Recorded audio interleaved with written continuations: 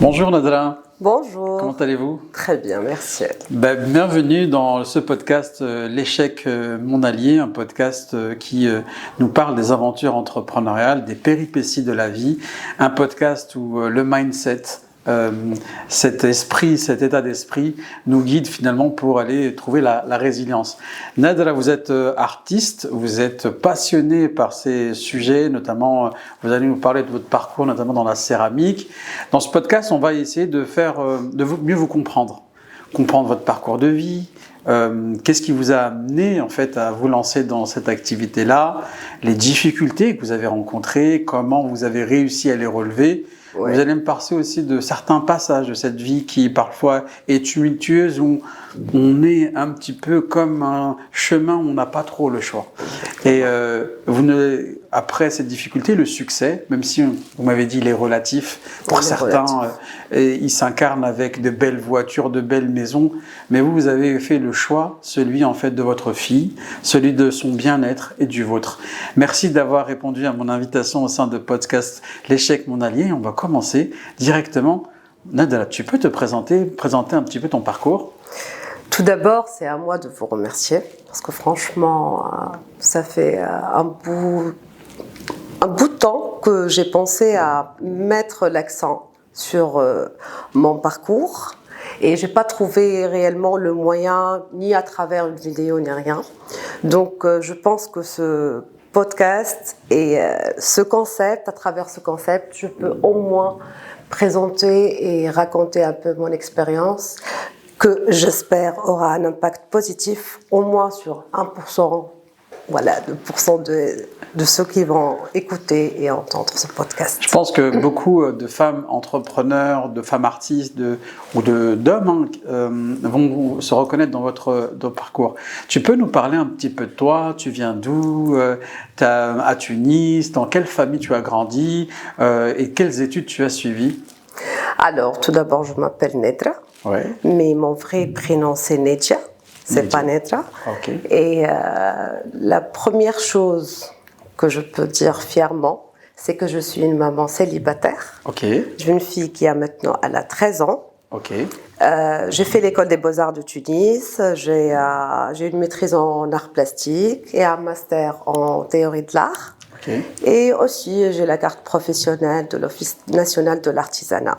Parfait. Voilà, donc j'ai grandi dans une famille, j'ai eu une enfance magnifique, entourée de mon papa et de ma maman. J'ai 4 frères et sœurs. Très bien. J'ai un frère jumeau qui est aussi artiste, qui est installé à l'étranger actuellement. Et voilà, c'est un peu de tout. J'ai eu un parcours assez compliqué, assez chargé. Ah bah tu vas nous en parler. Avec des hauts et des bas comme tout le monde. Tu sais qu'ici, dans l'échec mon allié, nous, on ne fait pas l'apologie simplement de la réussite, mais on est là, en fait, pour saluer les péripéties de la vie et comment on se relève. Moi, en fait, au travers de tous les entrepreneurs que j'ai eu le plaisir de rencontrer en Tunisie, en France, au Sénégal, au Maroc, en Asie, ce qui me fascine, c'est vraiment en fait que derrière le business, derrière l'entrepreneur, il y a l'humain.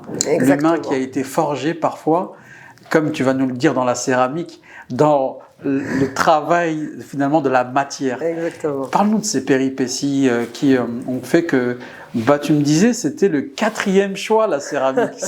Exactement, c'était le 4e choix. Parce que je t'ai posé la question, est-ce que c'était avec passion? Tu as dit non, Mokhtar. Non. Non, c'était pas une passion. C'est une passion que j'ai découvert après. Après que c'était pas mon choix d'ailleurs, c'était pas mon premier choix, c'était 4e choix. C'était donc automatiquement par rapport à ma moyenne, c'était le choix. J'étais orientée vers ça. Et avec le temps, au fil du temps, quand je faisais mes études, c'est là que j'ai découvert que c'était une passion. De toutes les manières, je me dis toujours qu'on est tous artistes au fond de nous-mêmes. Reste juste à savoir, à trouver le fil, pour trouver le chemin et pour exprimer cet artiste en nous. Donc, mais ce que j'ai compris, c'est que les péripéties de la vie t'ont à chaque fois éloigné de cette passion. Exactement. Mais j'ai tenu bon quand même pour retourner en fait, et c'est ça que tu m'as expliqué, je vais te laisser l'expliquer, c'est que c'est comme si à chaque fois, dans des moments de la vie, tu subissais des choix qui ne sont pas forcément les tiens, parce que c'est notre vie, on se marie, on grandit, on a nos études, on s'installe, on y va, on a un enfant. Et il y a eu un phénomène tu prenais le temps de rentrer dans cet art, et après, tu fermais pour revenir à des obligations. Tu peux nous en parler un petit peu de cet épisode? Alors, cet épisode, elle a commencé en fait dès que j'ai fini mes études au mois de juin. En juin 2003. J'ai directement entamé la vie professionnelle au mois d'août, juste après, même pas un mois. Donc j'avais mon propre atelier, j'ai commencé à travailler. Mais c'était important pour mon père d'avoir un diplôme de master et de doctorat et tout ça. Désolé papa de le raconter, mais c'est la vérité. C'est la reconnaissance, c'est le statut, c'est le diplôme. C'est le statut, oui. Bien souvent, t'es rien si t'as pas ça. Voilà, non, c'est pas que t'es rien, mais il faut pas s'arrêter à une maîtrise, à une licence, ou il faut continuer. Donc j'ai dû reprendre mes études. Et c'était difficile pour moi de trouver cet équilibre. Tu avais cet atelier déjà? Cet atelier. Tu l'avais commencé? Exactement. Donc c'était difficile pour moi, j'ai pas pu gérer. C'était la stricte vérité, j'ai pas pu gérer. Et donc j'ai fait le choix de fermer l'atelier. Ok, donc tu avais commencé un peu l'activité artistique, l'atelier, la céramique, contraint par la reprise d'études, avec une pression familiale qui te dit attention, on ne sait jamais, demain c'est peut-être quand même aussi un passeport pour la vie professionnelle, reprends tes études. Et donc là, un peu, on dit la mort dans l'âme. Je ferme l'activité céramique et je me remets dans les études. C'est exactement ça. En fait, c'était le but du master et tout ça, c'était le but de l'enseignement pour avoir, comme on dit, un salaire fixe sûr, ne pas prendre de risques. Il n'y a pas que l'atelier. Peut-être que tu vas pas réussir, je ne sais quoi. Et donc, automatiquement, sans réfléchir avec le moi intérieur réellement de ce que moi je voulais, j'ai fermé l'atelier et j'ai terminé mes études, j'ai eu mon master et aussi j'ai commencé l'inscription en première année thèse doctorat, mais après je me suis dit je suis pas heureuse, je n'étais pas épanouie, je ne faisais pas la chose, enseigner c'était pas mon but, je ne me voyais pas avec le statut d'enseignante. Donc, et en plus, toi, tu m'as dit une chose qui m'a marqué. Tu m'as dit, moi, j'aime pas quand on dise j'ai débuté mon activité professionnelle. C'est un voyage.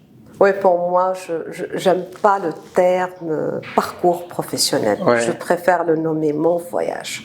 Voilà, et en plus, tu dis aller simple. En plus, toi, tu dis. Oui, c'est en fait le voyage où on prend un billet d'avion, aller simple.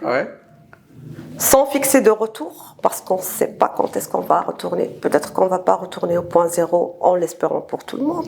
Et est-ce qu'on gagne sa vie avec en étant artiste céramique? Tu me parlais de tes premiers choix de création, c'était sur les tasses à café. De passion, le café. Exactement. Et finalement, lui donner un sens, c'est ça? C'est ça. Il faut, en fait, tout d'abord, il faut prendre le temps de se connaître soi-même. Connaître qu'est-ce qu'on veut. Et apprendre à faire les choses avec amour et sincérité et être honnête avec soi-même d'abord pour que même les articles